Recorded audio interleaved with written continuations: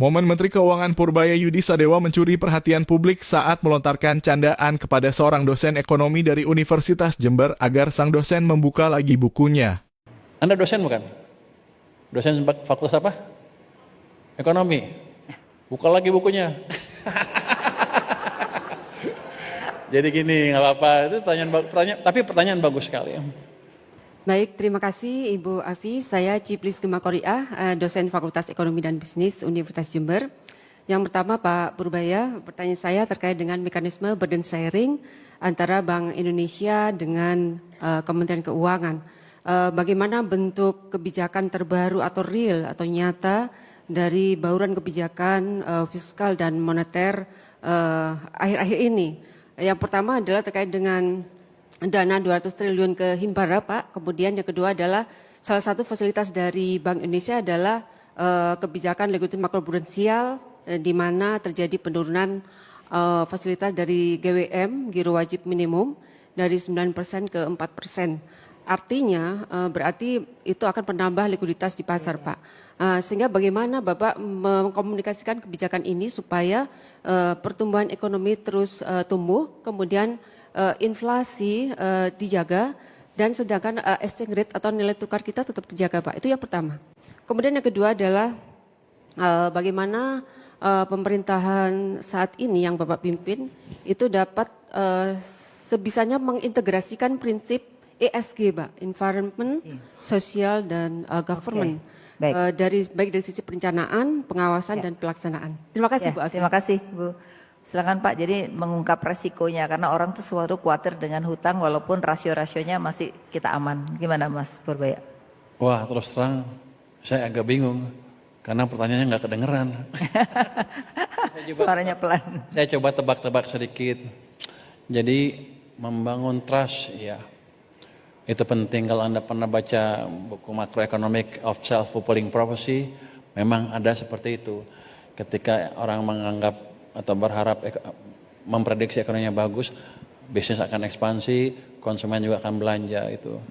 Jadi saya umumkan waktu itu bukan mau gaya-gayaan. Saya taruh 200 triliun sebetulnya untuk membangun ekspektasi yang positif tadi. Tapi itu nggak ada gunanya kalau saya nggak langsung implementasikan. Makanya begitu ngomong dalam 2 hari uang masuk ke sistem.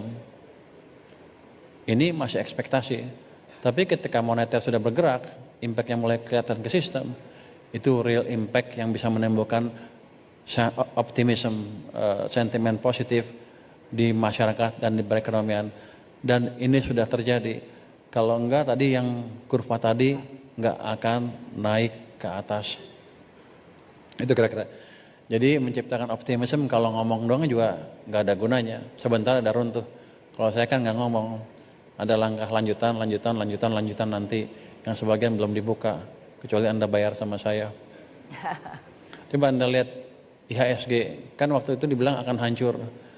Orang pasar tuh pinter-pinter, mereka akan menganalisa perkataan saya seperti apa, kebijakan saya seperti apa, mereka akan implement dalam bentuk posisinya di portofolio. Memang di sini ada saham gorengan ada kan, tapi yang fundamental kan banyak yang besar-besar. Makanya indeks bisa naik ke atas. Kalau ditanya gimana indeks, to the moon saya bilang.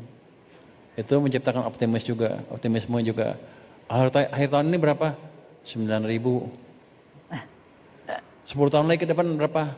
32.000. Orang bilang saya bohong ngomong sembarangan. Tapi itu berdasarkan dari pengalaman 30 tahun, 20 tahun terakhir lah, 25 tahun terakhir. Dimulai awal siklus bisnis sampai di belakang, di akhir siklus bisnis, tumbuhnya itu sekitar 4-5 kali. Terjadi seperti itu terus. Jadi saya pikir behavioral system nggak berubah, kira-kira segitulah. Jadi saya tebak-tebak manggis, bukan bertapa, bukan.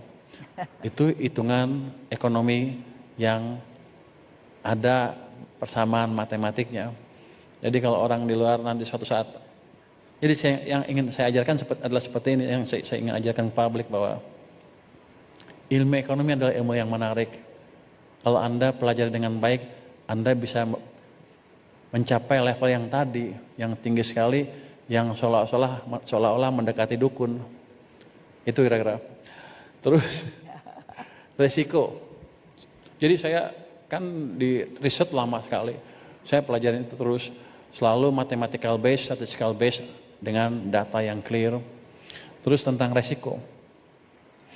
Ya, utang kita besar. Tapi siapa yang nggak punya utang negara lain sekarang? Besar juga kan? Sama. Kita akan coba terus melihat, mengacu kepada target acuan-acuan yang ketat dari ilmu fiskal yang ada di dunia. Dan sekarang kita termasuk yang paling disiplin, paling prudent. Dari situ pasti ada resiko yang lain. Tapi kan gini, kalau saya berhenti utang, terus ekonominya turun terus karena nggak bisa ngebangun dan berantakan, dan ekonominya morat-marit kayak 1998, murah mana? Ya. Saya terbitkan utang dalam jumlah yang terukur dan ciptakan pertumbuhan ekonomi sambil menghidupkan sektor swasta saya. Bukan saya, sektor swasta kita bersama. Katanya, lu kalau bilang saya terus emang punya lu. Itu supaya orang melihat bahwa saya itu nganggap sebagai punya saya. Kalau saya itu saya rugi. Jadi saya berkepentingan untuk tumbuh semua. Murah mana? Kita 998 lagi atau maintain utang di level yang controllable tapi ekonominya tumbuh. Jadi itu masalah pilihan. Ini kan kita udah bukan hidup di surga lagi. Kalau kata saya baca salah satu di buku, masalah kita sekarang ada constraint-nya, semua supply terbatas. Kalau hidup di surga, saya nggak akan peduli yang lain-lain kan, karena nggak ada constraint. Jadi kita akan selalu menghadapi pilihan seperti itu, cuman pintar-pintar kita menghitung dan mengoptimalkan manfaatnya dan meminimalkan risikonya. Jadi risiko sehidup kita, seumur hidup kita akan selalu ada. Jadi Anda nggak usah takut, yang penting kita belajar dan berdoa juga. Terus yang kedua burden sharing ya. Yang saya tangkap hanya burden sharing sama prudensial ya. Iya. Burden sharing saya nggak tahu kapan timbulnya, itu waktu krisis kemarin kan COVID. Kita dari istana nggak pernah minta burden sharing sebetulnya, karena itu jelas langsung menghilangkan seolah batas antara fiskal dan moneter. Ya. Sekarang juga ada perjanjian burden sharing kan. Saya sih nggak semaksimal mungkin tidak akan memakai burden sharing itu. Biarkan moneter, di pihak moneter jalan sendiri sesuai dengan pakemnya, saya akan jalan dengan pakem-pakem fiskal. Kenapa bank sentral dipisahkan waktu dulu dengan pemerintah? Supaya pemerintah atau politik tidak mempengaruhi kebijakan bank sentral yang dampaknya bisa jangkanya panjang. Kalau politik kan 5 tahunan, maka dipisah. Kalau kita jalankan burden sharing terus, seolah-olah menggabungkan lagi pemerintah dengan bank sentral, artinya bank sentral memonetize kebijakan fiskal. Itu yang nggak boleh sebetulnya. Itu di moneter tuh holy grail yang nggak boleh dijadiin satu.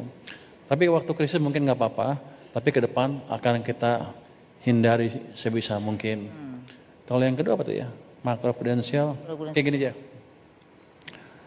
Anda kira-kira takut kan kalau saya injek uang ke sistem, apakah akan menimbulkan inflasi? Supply besar. Anda dosen bukan? Dosen fakultas apa? Ekonomi. Buka lagi bukunya. Jadi gini, nggak apa-apa. Itu pertanyaan bagus sekali. Orang emang itu perdebatan di ilmu perekonomian. Nyetak uang atau menciptakan pertumbuhan ekonomi yang cepat, menimbulkan inflasi apa enggak? Itu debatnya namanya neutrality of money. Apakah uang netral apa tidak?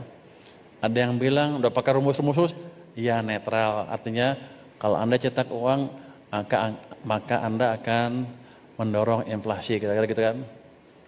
Tapi nggak selalu seperti itu. Karena kalau seperti itu maka bank sentral dunia nggak ada gunanya. Yang mereka kendalikan adalah uang. Kadang-kadang dicetak, kadang-kadang dikurangin. Untuk menciptakan pertumbuhan. Ada teori yang lebih bagus, yang lebih advance untuk menjelaskan apa yang terjadi di perekonomian. Mereka bilang gini, kira-kira demand full inflation tidak akan terjadi ketika laju pertumbuhan ekonomi Anda berada di bawah laju pertumbuhan ekonomi potensialnya. Indonesia berapa? Kalau kata orang-orang 5, Kalau kata saya nggak cukup. Kalau 5 itu tidak cukup untuk menyerap usia tenaga kerja yang masuk usia kerja setiap tahun. Sekarang 5, kenapa penganggurannya turun? Karena kerjanya informal kan. Desain ekonomi nggak seperti itu. Kita nggak mau warga negara kita kerjanya di informal. Kalau bisa semuanya kaya di sektor formal. Jadi kita harus ciptakan pertumbuhan yang lebih cepat. Hitung-hitungannya berapa jadi potensial growth-nya. Untuk sekarang mungkin 6,7%. Jadi kita harus tumbuh di situ. Apa tuh? Nilainya 10. Saya nilainya 10 katanya. Harus tumbuh di sekitar di 6,7 minimal untuk menyerap tenaga kerja yang masuki usia kerja di sektor formal. Di sektor. Jadi saya bukan bicara tenaga kerja yang kurang terjamin masa depannya. Kita ngomong yang sektor formal yang terjamin masa depannya. Kayak gitu. Nanti kalau pertumbuhan ekonomi di atas sana dalam beberapa tahun baru timbul apa yang disebut demand pull inflation. Kalau sekarang terlalu dini, karena selalu setelah krisis kita nggak pernah tumbuh 6,5%. Jadi banyak tenaga kerja kita yang masih nganggur atau kerja pun di sektor informal, bahkan sarjana loh, banyak yang seperti itu. Jadi Anda nggak usah takut kita tumbuh terlalu cepat sekarang, justru kita harus tumbuh lebih cepat supaya kita semua bisa kaya bersama. Iya, terima kasih